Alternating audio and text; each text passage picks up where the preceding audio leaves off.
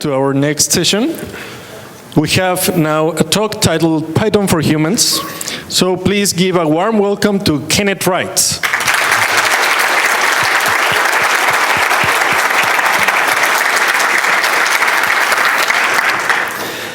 Hi, everybody. Thanks for coming. How's everybody doing today? Pretty good? All right. Excellent. Good crowd. So, my name is Kenneth Reitz. You can follow me on Twitter, or if you'd like to, it is at Kenneth Reitz is my handle. And I work for a company called Heroku. We're a sponsor here at the conference, and I believe that Heroku is the coolest place to host your Python applications. And I work there because I think it's one of the coolest things I've ever used, and it's a real pleasure to be able to work on it. We're at the booth if you want to come talk to us. But that's enough of the sponsored stuff. So, if you know me, it's probably either from a couple different things. I'm a member of the Python Software Foundation, and I do a lot of open source. I try to kind of live my life in as much of an open source way as possible. Open source has really kind of impacted my life in a fantastic way, and I try to kind of foster that community as much as I can. I've actually gone so far as to open source my genome from 23andMe. They give you a text dump, and it's available on GitHub, so it's a lot of fun. If you know who I am, it's probably from Requests, which is HTTP for Humans. It's my most popular project. It is basically, it's really difficult to do HTTP in Python, so I wrote this library that makes it much, much simpler. And we're going to get back into the details of that in a minute, but just that's some context for you. Another project that I did is called HTTP bin. It's available at httpbin.org. It's a little Flask app that you can run either use the hosted version or run it locally and do whatever you need. And basically, as I was writing requests, I found it very difficult to actually see what various HTTP clients were actually pushing out. So curl will have different content links and connection headers than, say, other libraries will and other HTTP systems. So this is basically like a little JSON mirror, and it can give you like little different challenges and responses. You can say, I want a 200, I want a 301 to this URL, and it'll respond that way, so you can test different behaviors. A lot of like JavaScript people like to use it as well. So there's that, and I wrote a bunch of other stuff, Legit, Envoy, and TabLab, a bunch of Python projects. It's a lot of fun. So, like I said, I try to really open source everything in my life as much as I can, and I find that this really kind of helps foster a lot of different things. Basically, if you build all these different things, whether they're going to be an internal project or just something that never sees the light of day that you're working on, no one else is ever going to see it. If you pretend that it's going to be an open source project, a lot of these really great benefits start to automatically bubble up. So components become really concise and decoupled, so you have little tools, little sharp tools. You get to like honor the Unix philosophy of building things that really tailor to one specific problem, and then you can compose them together into larger tools. And when you do that, all the concerns kind of separate themselves from one another. A lot of best practices emerge. For example, if you're going to work on, let's say, some kind of Django app that you're going to deploy, and it's going to be open source, you're not going to like put all of your database credentials into the repository, obviously. People would be able to like hack your site, and put lolcats all of your applications, right? So, if you treat it as if it's an open source project, even if no one's ever going to see it, like that problem is avoided completely. And an open source project is pretty much useless without documentation and tests. And if it's, basically same thing for your internal code. All of it should be documented, all of it should be tested. These are things that we should all strive for. And if you just kind of pretend in your mind that this is for the world, these things kind of naturally seem proper. So, we're all here at PyCon. PyCon's amazing. We're all here because of Python. Is anyone in here never used Python before? I'm curious. Cool, exactly. So Python has fundamentally impacted everyone who's in this room in a really great way. And there's a lot of different reasons that people chose to learn Python, to use it, to build this ecosystem. There's a reason that you're here. And I think it kind of boils down to philosophy. We all share a very dark past. We come from different backgrounds like Perl, Java, PHP, Cold Fusion, COBOL. Anyone want to yell out any other crazy ones real quick? Fortran, there we go. Except for if you're using SciPy, you're still using Fortran. And basically, there's all these philosophies in Python that are really great, that really attract us to it as a language, that a lot of other languages don't necessarily put at the forefront. And in Python, this is called, it's PEP20, the Zen of Python. And if you take a Python interpreter, you can just type import this, and then you get a list of 19, not 20, of the 20th one has never been spoken out loud, apparently, or something like that. It's all of the different things that are great about the Python community and kind of tries to inform the decisions that we make. And we're going to go over some of those real quick. Beautiful is better than ugly. Basically, Python tries to be very aesthetically pleasing in many ways. In the syntax, you don't have semicolons and a lot of like curly brackets and things like that. I think them is kind of obvious as people see that right away. Explicit is better than implicit. This is a pretty big one. If you use something like Ruby a lot, they have an interesting way of, basically the default way to import things is it kind of just is like the import star, or for module import star in Python, where it just kind of dumps everything into the current namespace. And that's, in the way Python likes to do things, is everything should be, explicit. There shouldn't be anything that just appears to be there. And that kind of flows through everything in the language. There's a lot of different things and different decisions and different frameworks that are a result of this small philosophical statement. Simple is better than complex. I think that one's pretty obvious. And complex is better than complicated. And if the implementation is hard to explain, it's a bad idea, unless, of course, you are PyPy, because no one can explain that at all except for Alex Gaynor. But it's a great idea. And this is the one that we're going to touch the most on today, and it is that there should be one, and preferably only one, obvious way to do it. Really, in Python, we try to really put to the forefront the fact that you shouldn't have to try to figure out all these different ways to accomplish the same task. Ideally, there should be one obvious way to do it.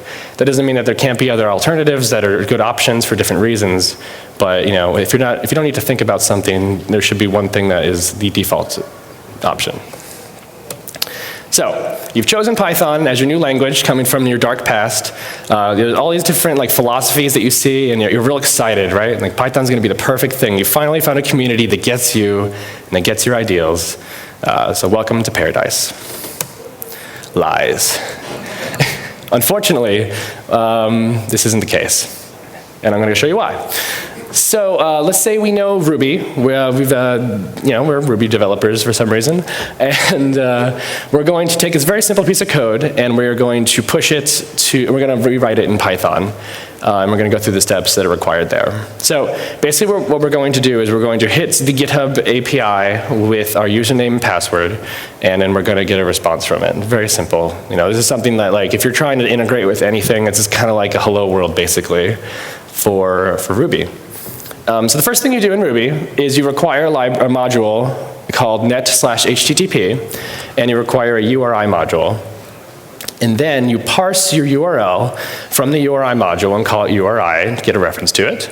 And you create a new HTTP connection, and you pass in the host and the port from the parsed URI.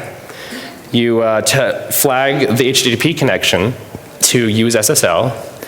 And then you create a new GET request with the URI from that request, and you attach your basic authentication, username and password, and you get your response. It's very verbose, but there's nothing in here that's really unexpected. It's very direct what you're trying to do here. You're creating a connection, you're getting these things out of the URL, you're telling it that you want to use SSL, and you are basically getting the response. It's fairly simple. So, in Python, we're going to try to do the same thing, and it gets a little bit more difficult, basically. So the first thing you're going to try to find out is what is Python's version of this net HTTP module, and if you go and Google for this, you're going to find many different answers. You're going to find HTTPlib, URLib, URLib2, URLib3, HTTPlib2, very many answers. And after you kind of fudge around to the documentation for several hours on Stack Overflow, you will get the best practice answer that you should be using URLib2. And after going through the documentation, you start to set these things up and try to do this the best practice way, and you're going to come up with this piece of code here. And here's how it goes. You import URLib2, and then you keep a reference to your URL. Then you create a request object from that URL, And then you create an HTTP password manager with a default realm and call that a password manager. And then you add a you add your password into the password manager with a reference to the URL. And then you create an authentication manager called a HTTP basic authentication handler. And then you, you build an opener called the urllib2 opener, and you pass in the authentication manager into the opener, and then you have a handler, which is you open the URL with it, and then from the handler you can read the request response with a socket API. And actually, I lied, there's actually a whole lot more. So the GitHub API, by default, if you were trying to request a protected resource, instead of giving you a 403, which means I need to see some ID, basically, or a 401, sorry, it gives you a 404, which means there's nothing to see here, basically.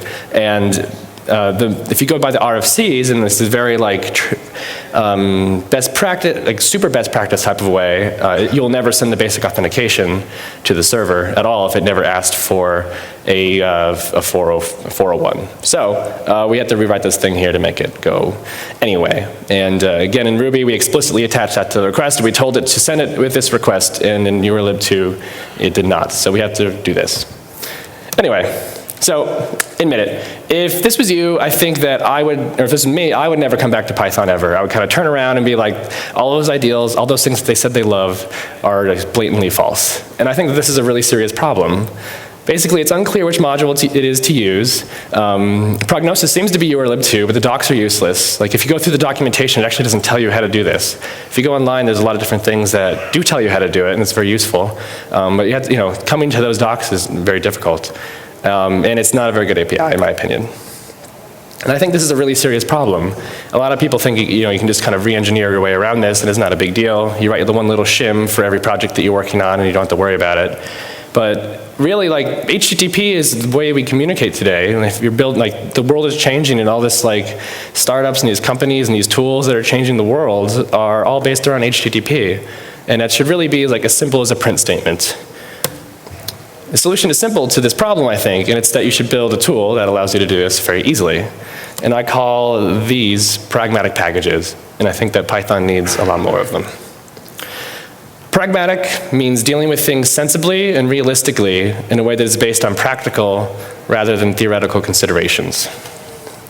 And I like to call this Python for humans. So let's break HTTP down real quick and figure out what it's all about. Basically, HTTP has its nuances. It can be complicated, but at the core of it, it's really a few different things. You have a small set of methods with consistent parameters. You have a head, get, post, push, post, delete requests that you can send, and they all accept headers, URL parameters, and form data, and you get a response. If you look at that Ruby API that we're using, that's basically what we were interacting with, these pretty simple things to do these things. And you look at urllib2, it was openers and managers and default realms, and it was quite far from that.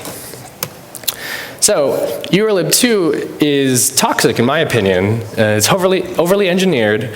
It abolishes most of the things that we value in PEP 20. The docs are really hard to read, and HTTP is simple, and urllib2 is not. So enter requests, which is HTTP for humans. This is the project that I made that I wanted to do to try to fix this problem. And to do the same thing in requests, you import requests, you have a URL, you have your username and password, and you make a GET request with the auth, and you get a response. And that's it. Yay!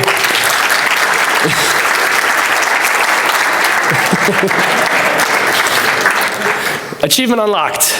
We have a small set of methods with consistent parameters. We have a head, a get, a push, a post, and a delete, and they all accept headers, URL parameters, and form data. It wasn't very hard. Why wasn't it this way to begin with? Do this. Do this with everything. If there's anything that you're trying to do in Python, and you have to constantly reference the documentation, you have to constantly look back and try to figure out what you're doing, and you're constantly frustrated, basically what I think you should do is find and build a new module. And to do this, I think it's really important to fit the 90% use case. When you build a module like this, you're going to have problems where people are going to say, oh, I can't do this one thing that I want to do, or with my company I have to do this and it's not going to work.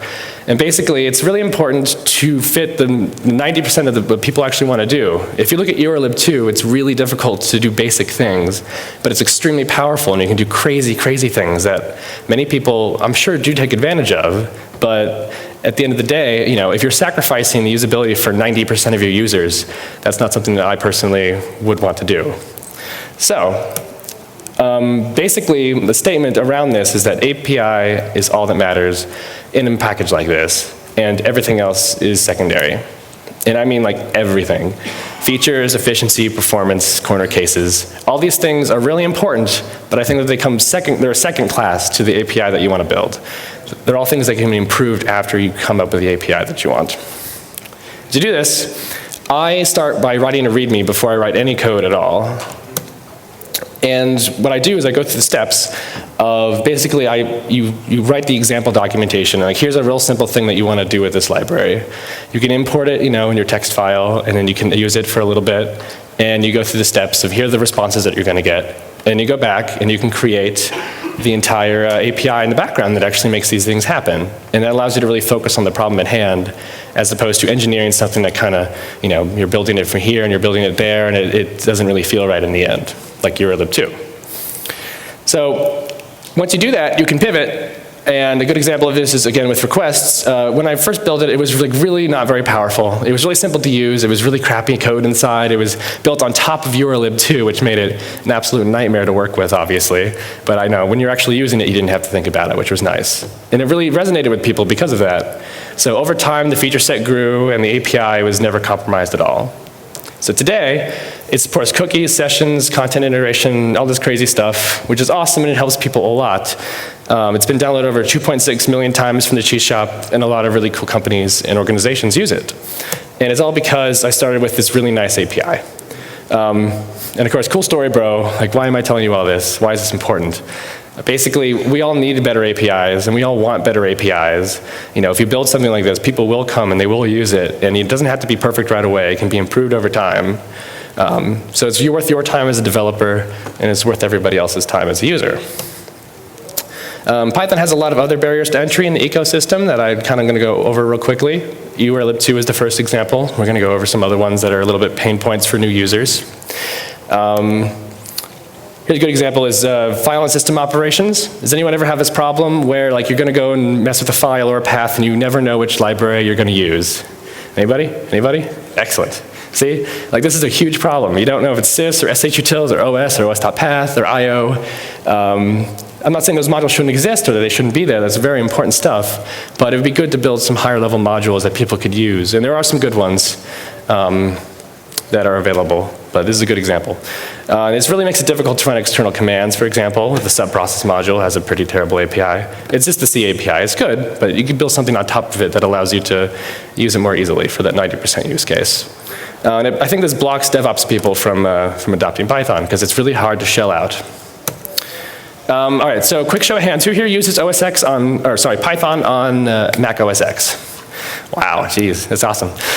So who here installed it who uses the system Python for development? It's the one that came on the Mac. Who uses the one from Homebrew? Who uses the one from, what else is there? Fink or MacPorts? Who built it from source? And who uses the python.org installer? Okay, so what happened to there being only one obvious way to do it, right? There's no obvious way to do it in this situation, and this is a really big problem. And this isn't necessarily a code problem, this is more of a documentation problem. And not saying that all of those things should exist for different reasons for different people, but for the 90% use case, there should be one obvious way to do it. Some other things you have to decide is if you're building for OS X, you have to decide if you need a Unix build or a framework build, little things that are a little unobvious. So, let's skip some of these because we're running out of time, unfortunately. A lot of people don't know if they should be using pip or easy install when you're using system Python on a Mac. Basically, it comes with easy install already, and people don't realize that setup tools isn't built into the standard library. So it's a bit of a pain point for a lot of people. Distribute and setup tools they have to decide between, although this is officially changed this week, so they're merging together into one project. So this is a good example of that 90% use case being fixed. Yay. And people ship broken setup.py files, and again, there's a wheel pep that's making this a lot better that'll help alleviate a lot of this pain. These are all things that frustrate users. Date times, not gonna get into this too much. Exactly. Time zones. Apparently the standard lib can generate but not parse ISO 8601 dates. That's kind of messed up if that's accurate, I've been told. It is true, yeah. Unicode, just gonna skip over that one. Testing, there's some really great testing tools that are available, but it's, again, unobvious sometimes which one to use. I see a lot of people use very, very serious tests for their applications with doc test, which is a bit of a problem because, that's more of like a testing documentation and doing quick little modules type of a thing, and it should not be used for very robust testing. Yeah. Installing dependencies. So Python MySQL, who here actually knows what the name of the module is? Like, there's Python MySQL, there's like MySQL DB Python, and I never remember which one it is. The solution for me for that is to just use Postgres, not to worry about it. Python imaging library actually does a really cool thing that they do. They, basically if their system libraries aren't available that it needs, it actually vendors them in.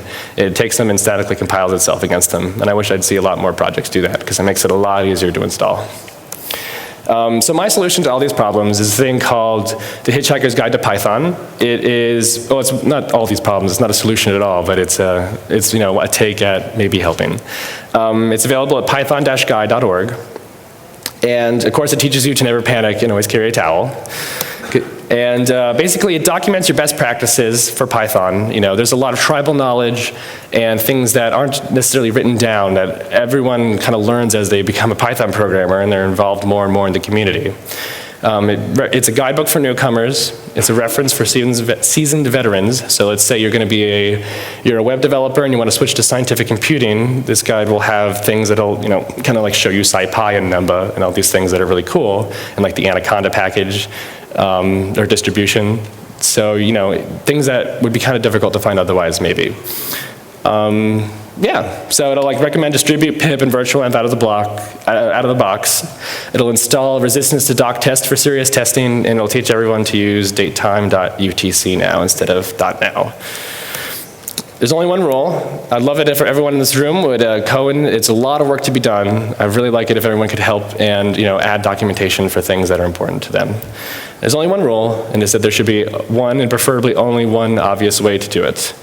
This makes the Python community more accessible, lowers the barrier to entry, it sets developers on the right path, and it allows us to practice what we preach. So the manifesto of the talk is simplify your terrible APIs and document our best practices. That's it. Any questions?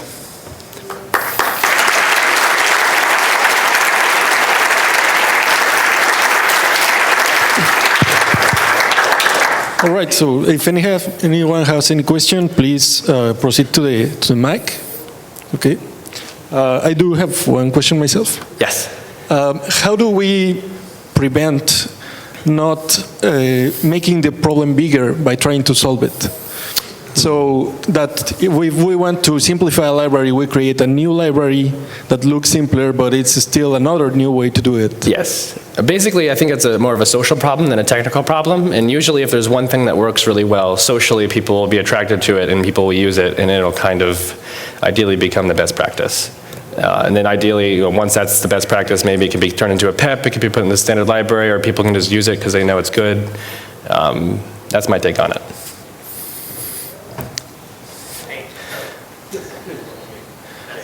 Oh, no audio. Test. Okay, cool. So, thank you for this talk. This really sort of inspired me to continue working in the Python community to make things better. I come from Colorado, and that's actually part of the background, but the user group that I'm part of is really excited about adding to the Python guide. Excellent. Specifically, we're focusing first on Pylint. So I guess my question is what's sort of out of scope for the Python guide? Can it just be sort of like an introduction to almost anything in the Python ecosystem, or what's sort of the limits on it? Well, currently what I have is I kind of just started with a draft outline that I made. So I had all the different areas that I kind of wanted to cover, and I basically added a lot of to-do statements of things for people to fill in. And people have added tremendously. So some of those to-do items turned into several long paragraphs and a whole other pages, which is fantastic. But ideally, I think what would happen is people can just start adding things really as they see fit, as long as it's fitting that use case of having the one obvious way to do a certain problem. And then basically the goal is to kind of do a big information re-architecture at the end, or in like a few months when people kind of get everything covered and we can figure out a better way to lay everything out. Makes sense. In that case, I'll just tell everyone to aggressively press and... Yeah, basically, as long as it doesn't recommend something that a lot of people disagree with, I'll pretty much merge it. So right on. Excellent. Thanks. Thank you.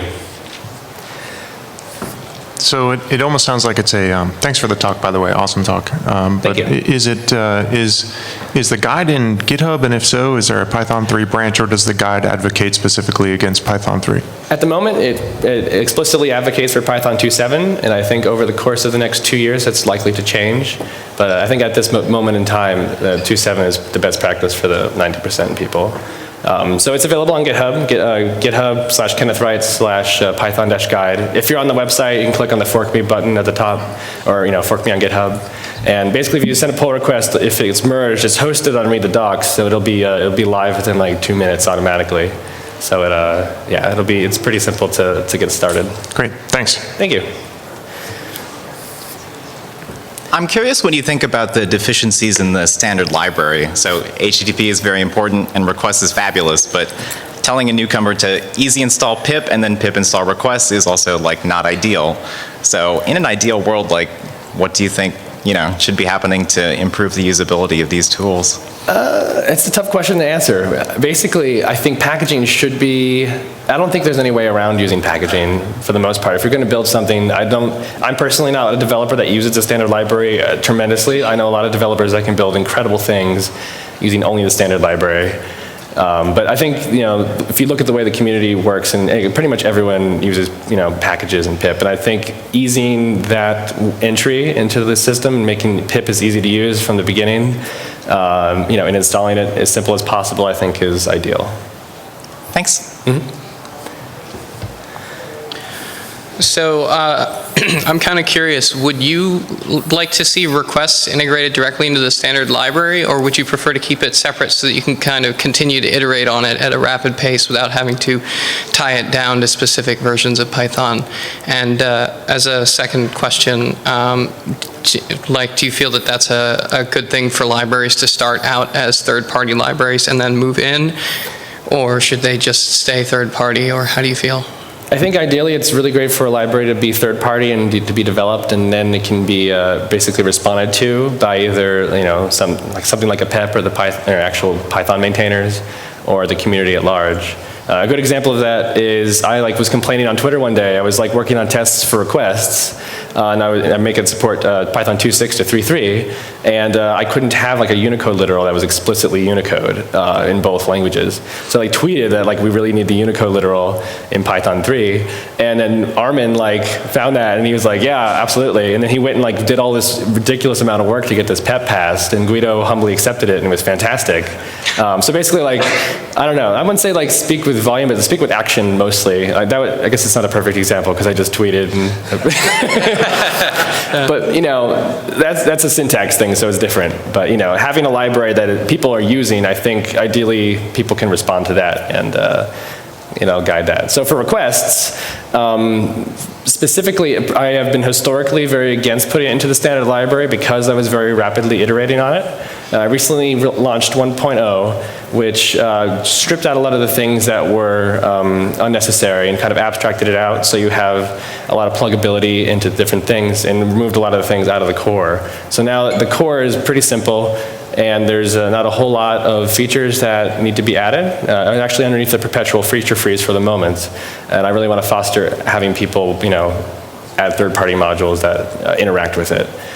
So now that that's happened, I think people really seem to want it to be in the standard library, and I'm definitely not against it, but there's a lot of considerations to be made. because I like, for example, I ship all like the Mozilla CA bundle, so SSL just works out of the box, and I don't think that's something that Python necessarily would want to do. And same thing with like Unicode detection. There's a charget library that I use, and a couple other things. So there's like a lot of unanswered questions around that. I think if it was to be included today, it would be slightly like a bastardized version of it a little bit. We probably wouldn't. It would be a slightly different API. It wouldn't be identical. So there's a lot of different things to think through. But it's something that is kind of an open-ended question at this time. But I don't know. People have been talking about it at the conference, so I think maybe, maybe not. I don't know. All right. Does that give you some context into it? Yes, definitely. Thank you. So, thank you. Great talk, by the way, and big fan of requests, so thanks for that. In terms of API design, one thing I've found, especially when writing libraries, is that usually to write beautiful Python code and writing a good API, it seems intuitive. One thing I found is writing an API for someone to extend your project is much more difficult to plan or design. And I wonder what thoughts you had when it comes to those sorts of approaches and those sorts of problems. Basically, when I started out with requests in particular, I really just kind of wanted things to work, and I never really considered much about extensibility. And I started a few different experiments, and it worked out well. And then 1.0 came out. It had been used a while, and I had a really good feel for the different use cases that people had, because people talk about, tell me what they need, and they ask for features and things like that. So I think after a while of it being used, I had a good idea of what the, what those adapters or what those different interfaces would look like to be extended. And then I was able to make a decision to have them in there. But luckily, because I had a layered API, I actually didn't need to change the core API to do that at all, which is really nice. So, yeah. Does that give you a good, Yeah, I think it was just a case of whether there are different problems or ways of thinking when it comes to end user versus a developer who wants to extend it, and whether there are different approaches or not. I'm also a big advocate of there being always a time and place for everything. So I think really some libraries I think would never need to be extended, and some do, and it's really specific to the problem space. And it's I don't know. That's really hard to do. Yeah. No, I agree totally. It's not that simple. So I think still trying to fit that 90% case where you could just like keep it as simple as possible and also allow it to work really well for most people is still a good goal to achieve there. Okay, thank you. All right, well, thank you, Kenneth. Let's give him another round of applause.